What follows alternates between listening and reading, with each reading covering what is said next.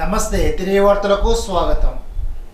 జిల్లా కలెక్టరేట్ పై అంతస్తులో బీసీ సమావేశ మందిరం ప్రక్కన సోమవారం బేబీ ఫీడింగ్ రూమ్ను జిల్లా స్త్రీ సంక్షేమ శాఖ ఆధ్వర్యంలో ఇన్ఛార్జ్ జిల్లా కలెక్టర్ టి రాహుల్ కుమార్ రెడ్డి ప్రారంభించారు.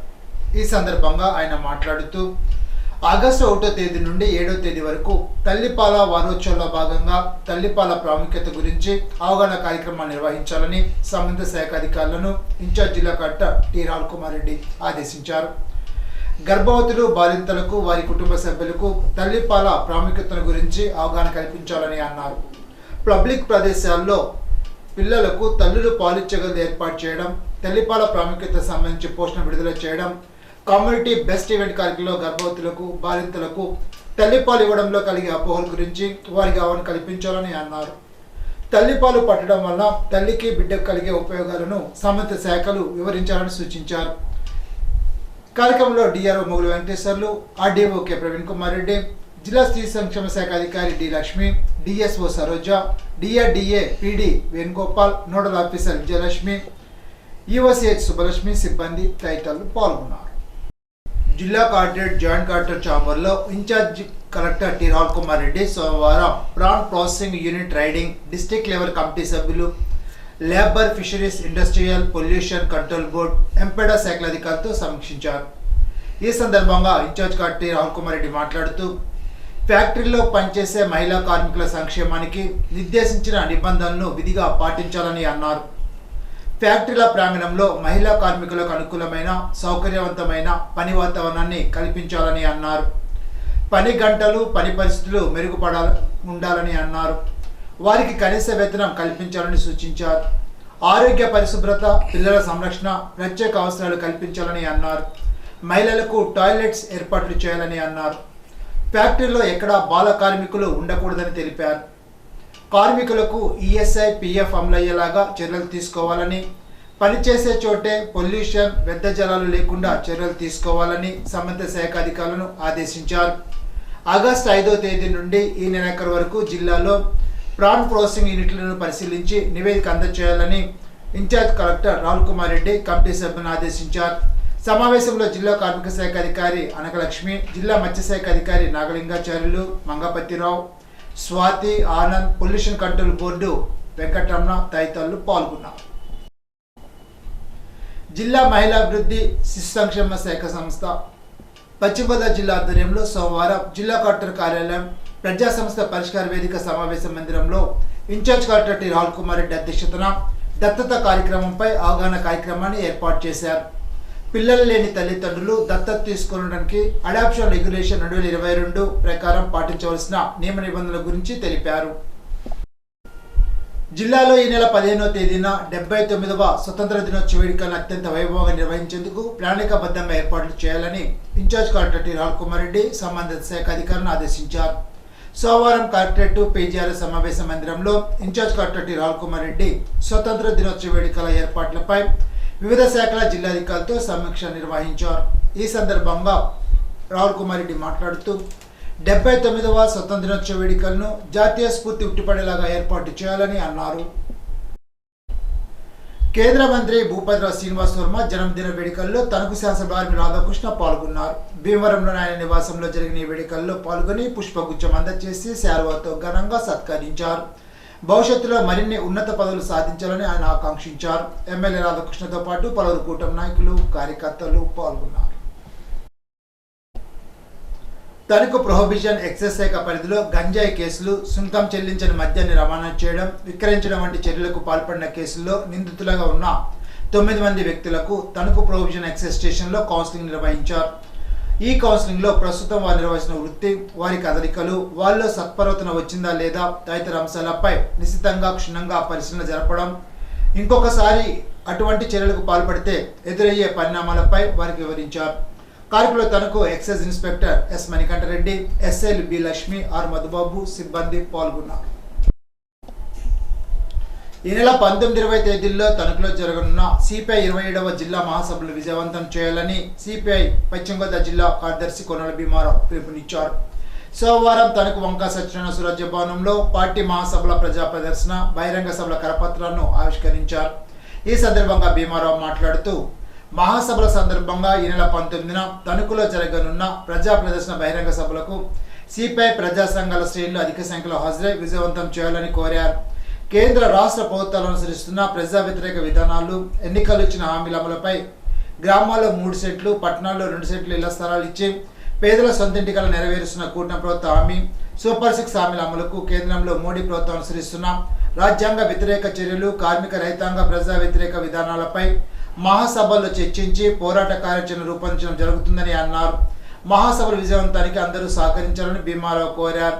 సిపిఐ తణుకు పట్టణ కార్యదర్శి బొద్దాని నాగరాజు, ఏరియా కార్యదర్శి క్లే పుష్పకుమారి, పట్టణ కమిటీ సభ్యులు గార ప్రసాద్, గుబ్బల వెంకటేశ్వరరావు, పుట్ట అమ్మిరాజు, బొద్దాని మురళి, నూనె రాధాకృష్ణ, బొద్దాని కృష్ణకిషోర్ తదితరులు పాల్గొన్నారు. సిపిఐ 27వ జిల్లా మహాసభలు ఈ నెల 19, 20 తారీఖుల్లో తణుకులో నిర్వహిస్తూ ఉన్నాం. మహాసభల సందర్భంగా 19వ తారీఖున తణుకు పట్టణంలో ప్రజా ప్రదర్శన బహిరంగ సభ జరుగుతూ ఉంది. ఈ ప్రదర్శన బహిరంగ సభలకు సిపిఐ రాష్ట్ర కార్యదర్శి కామ్రేడ్ కె రామకృష్ణ గారు ముఖ్య అతిథిగా హాజరవుతూ ఉన్నారు. అలాగే సిపిఐ రాష్ట్ర సహాయ కార్యదర్శి ముప్పాళ్ళ నాగేశ్వరరావు గారు, ఇంకా జిల్లా రాష్ట్ర నాయకులు ఈ మహాసభలకు హాజరవుతూ ఉన్నారు.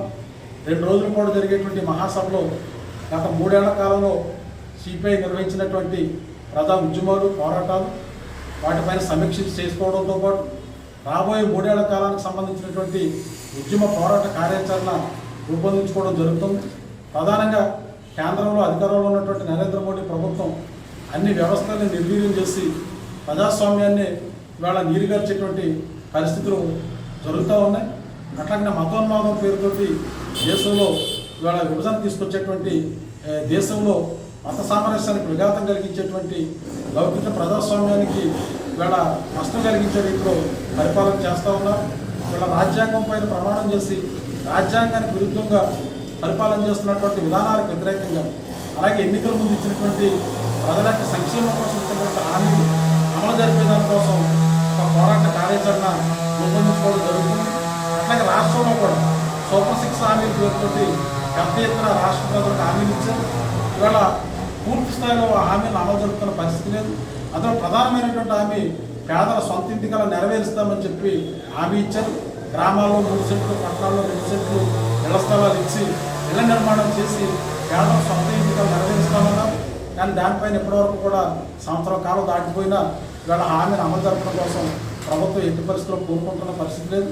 ఎట్లాంటి ప్రజలకు ఇచ్చినటువంటి హామీల్ని అమలు జరిపే దానికోసం వచ్చే రానున్న 3 ఏళ్ల కాలానికి ఒక ఉద్యమ పోరాట కార్యాచరణ రూపొందించుకోవడం జరుగుతుంది. ఈ మహాసభల విజయవంతానికి అందరూ సహకరించాలని విజ్ఞప్తి చేస్తాము.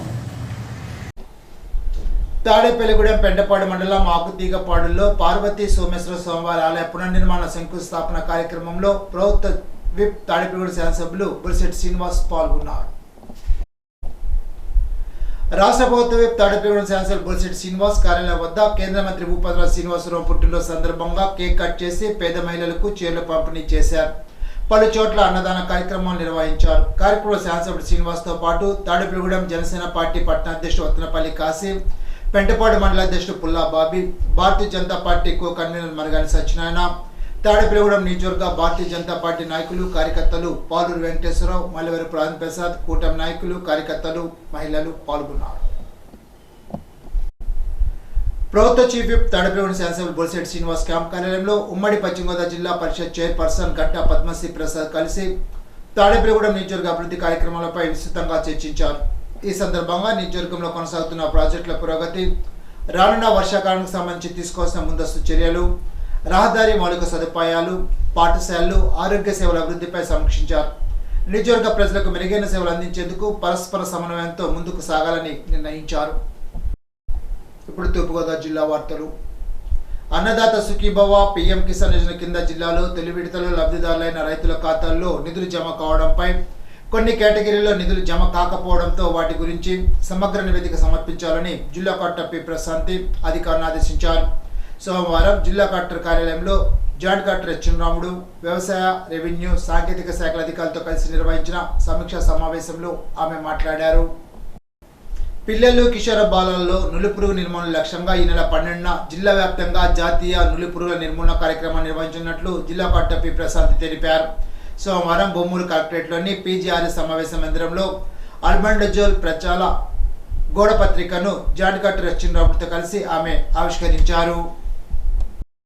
ప్రజల నుండి స్వీకరించిన అర్జీలను వాటిని నియమిత సమయంలో పరిష్కారం చేయడం తప్పనిసరని జిల్లా కలెక్టర్ పి ప్రశాంతి స్పష్టం చేశారు. సోమవారం కలెక్టరేట్లో నిర్వహించిన పీజీఆర్ఎస్లో ప్రజల నుండి జాయింట్ కలెక్టర్ చిన్నరాముడితో కలిసి కలెక్టర్ అర్జీని స్వీకరించారు. ఈ సందర్భంగా జిల్లా కలెక్టర్ పి ప్రశాంతి మాట్లాడుతూ ప్రతి సోమవారం జిల్లా స్థాయిలో క్షేత్రస్థాయిలో ప్రజల నుంచి అర్జీని స్వీకరించడం జరుగుతోందని పేర్కొన్నారు. ఇప్పుడు ఏలూరు జిల్లా వార్తలు. ఖమ్మం నుండి దేవరపల్లి వరకు నిర్మాణం జరుగుతున్న గ్రీన్ఫీల్డ్ హైవేకు సర్వీస్ రోడ్లు ప్రొవిజన్ కల్పించాలని, అండర్ పాస్ బ్రిడ్జీలు, ఉచిత బోర్లు వంటివి రైతుల ప్రజల సమస్యలు పరిష్కరించాలని, భూములు కోల్పోతున్న రైతులకు ఆర్బిట్రేషన్ల ద్వారా ప్రైవేట్ మార్కెట్ విలువ ప్రకారం పరిహారం చెల్లించాలని, 2013 భూసేకరణ చట్టాన్ని పటిష్టంగా అమలు చేసి భూ నిర్వాసిత రైతులకు న్యాయం చేయాలని డిమాండ్ చేస్తూ గ్రీన్ఫీల్డ్ హైవే భూ నిర్వాసిత పోరాట కమిటీ, ఆంధ్రప్రదేశ్ రైతు సంఘ జిల్లా కమిటీ ఆధ్వర్యంలో సోమవారం గ్రీన్ఫీల్డ్ హైవే భూ నిర్వాసిత రైతుల చెలో కలెక్టరేట్ ధర్నాను నిర్వహించారు. ఈనాటి బంగారు మాట. ఒక్క క్షణం సహనం కొండంత ప్రమాదాన్ని దూరం చేస్తే, ఒక్క క్షణం అసహనం జీవితాన్ని నాశనం చేస్తుంది. ఎమర్సన్. ఈ వార్త ఇంతటితో సమాప్తం. తిరిగి బిజినెస్లో కలుసుకుందాం. అంతవరకు సెలవు. నమస్కారం.